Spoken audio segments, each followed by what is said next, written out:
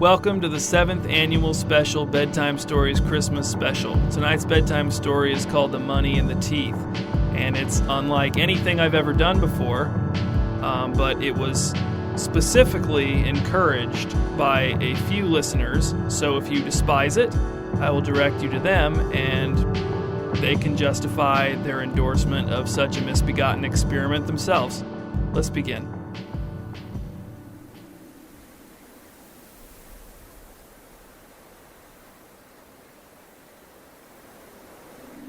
In the town of Multi-Oak, there lived a man named James.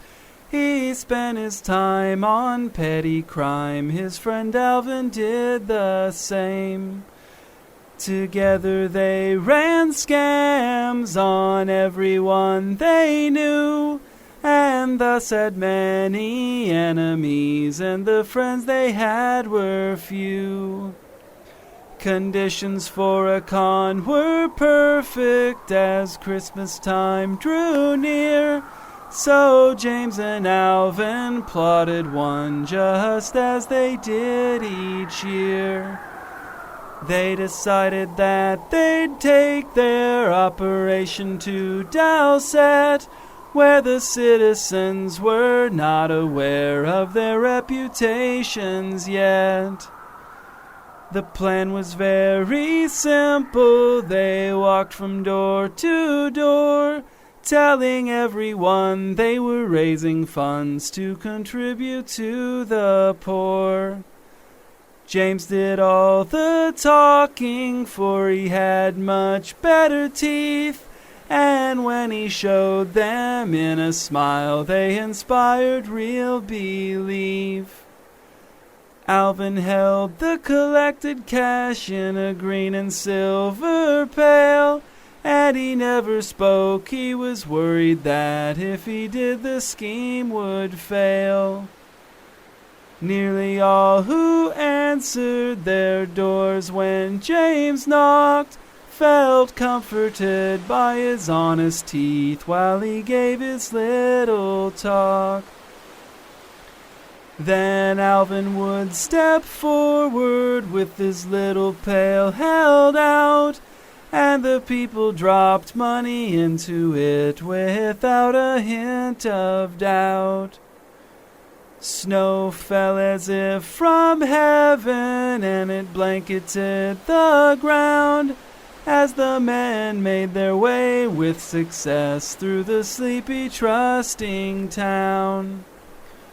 Just as they were settling into an efficient pace, James slipped upon a patch of ice and struck the pavement with his face. James stood and took stock of the damage he had sustained.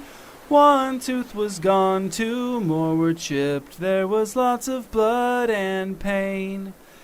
He and Alvin did their best to clean up his mangled mouth. Then resolute they moved on to the next sucker's house.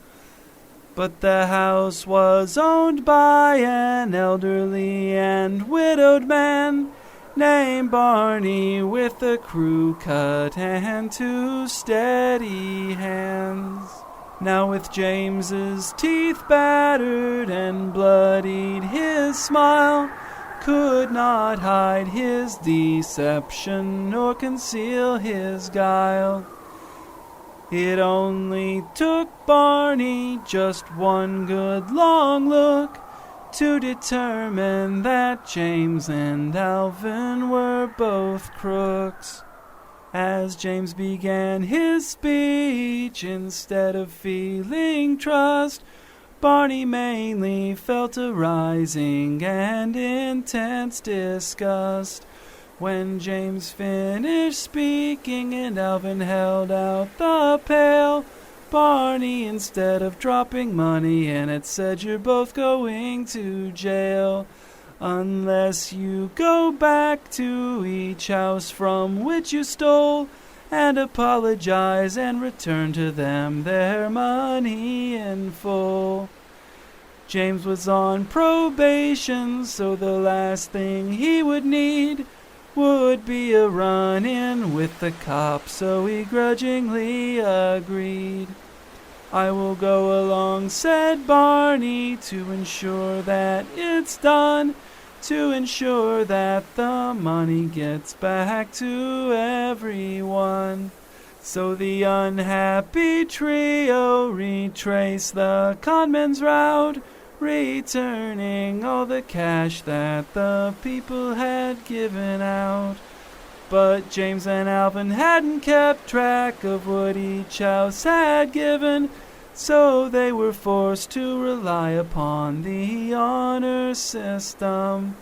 But some of those who had given, when they realized this fact, chose to lie about the amount that they should be given back. James knew they were lying, but he had no solid proof, and Barney didn't believe James was telling the truth. But as they moved on and the money in the pail dwindled, it became clear that now they were the ones being swindled. At last, with 10 houses still left to go, Alvin upturned his pail and nothing fell in the snow. "Now look," said James, "these people are no better than me, for with many dollars still to return, the pail is empty. In fact, there were 4 I conned total strangers, but these people stole from their friends and their neighbors." Barney, eyes full of rage, grabbed James by the chin, saying it was you who brought this corrupting influence in. Then James slapped Barney's hand away from his chin and said, "The money's gone, my mouth hurts, let's go home, Alvin." Then Barney said, "No, it doesn't matter that the money's gone. You still have to apologize to all those you wronged." Then James said, "I think not. How will you convince the authorities I committed crimes without evidence?" Then Barney said, "I don't think you want to see police right now, considering your background and the state of your teeth." Then James said nothing, for he knew Barney was right, so he heaved a sigh and trudged on toward the next porch light. But before James knocked, he turned to Barney and said, "When they ask where their money is, you tell them instead." Just as Barney began to argue, the front door swung open, and so Barney's protest remained unspoken. The woman who had opened the door said, "Hello, what are you boys doing out in the cold and the snow?" The woman was 50-ish in pajamas and small. James had no recollection of meeting her at all. Then James said, "We're sorry, I hope you were still awake. We thought we were here earlier, but that's our mistake. Perhaps your porch light wasn't on, otherwise I couldn't say how we could have missed your house, but now we'll be on our way." Then the woman smiled and said to James, "Listen, before you go, if there's anything I could give to you, then please let me know." Then Barney stepped forward and said, "Ma'am, you don't understand.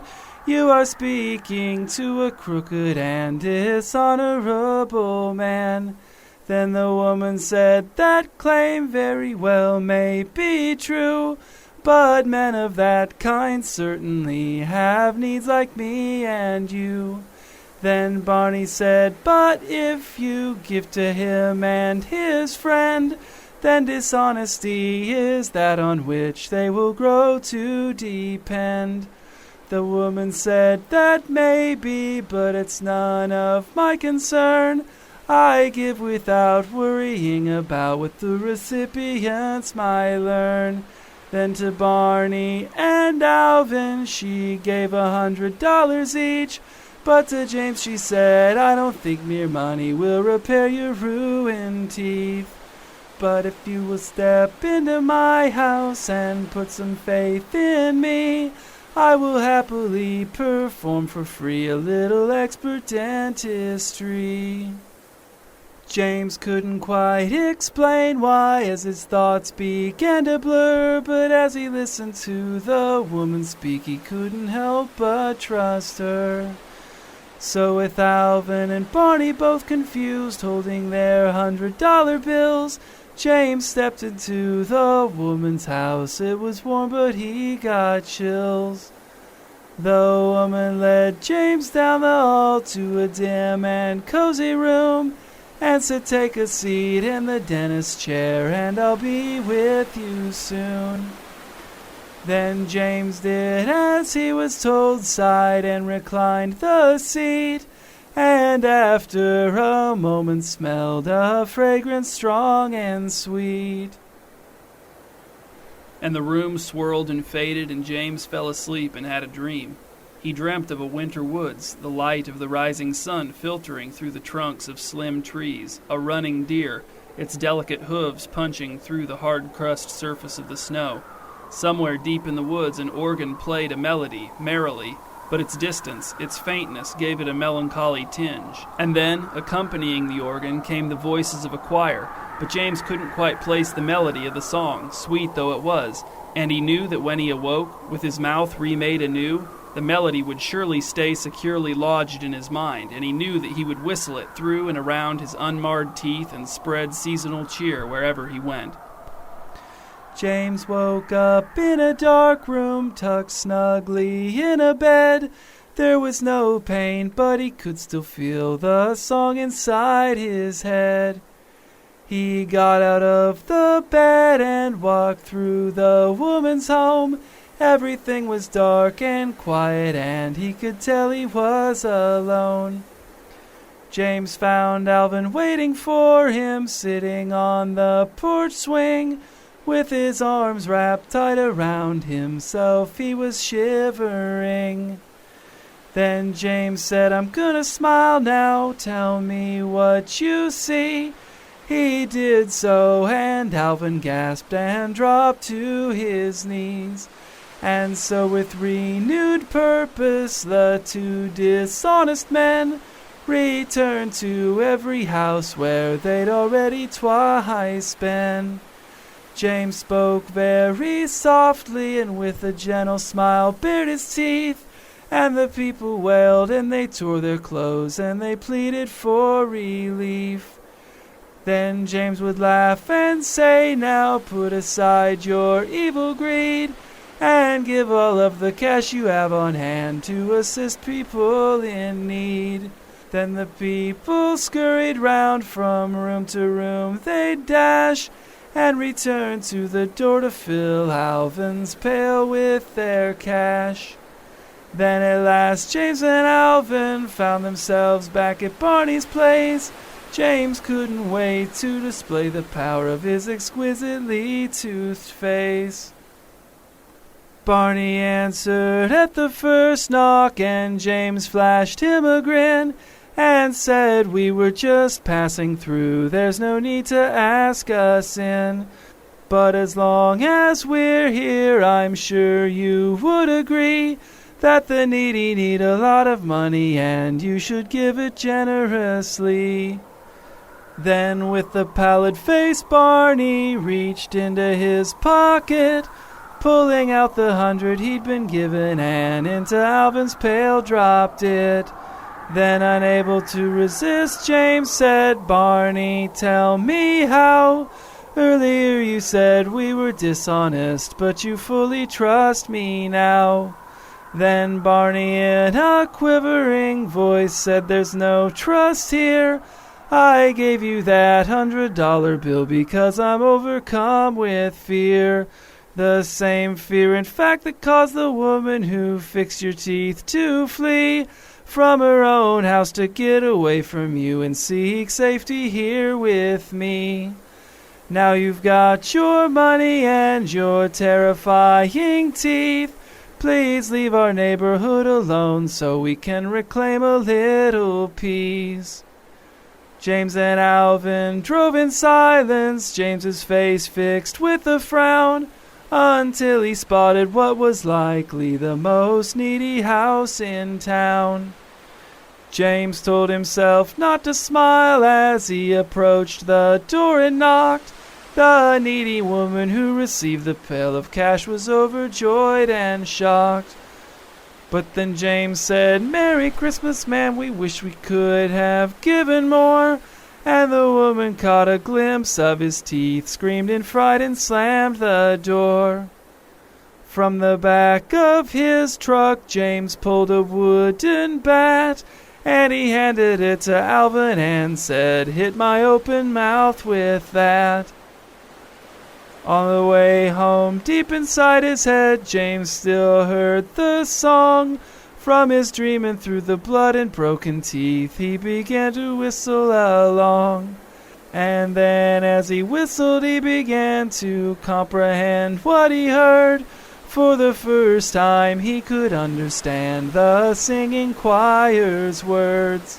The rising of the sun, the running of the deer, the playing of the merry organ, sweet singing of the choir.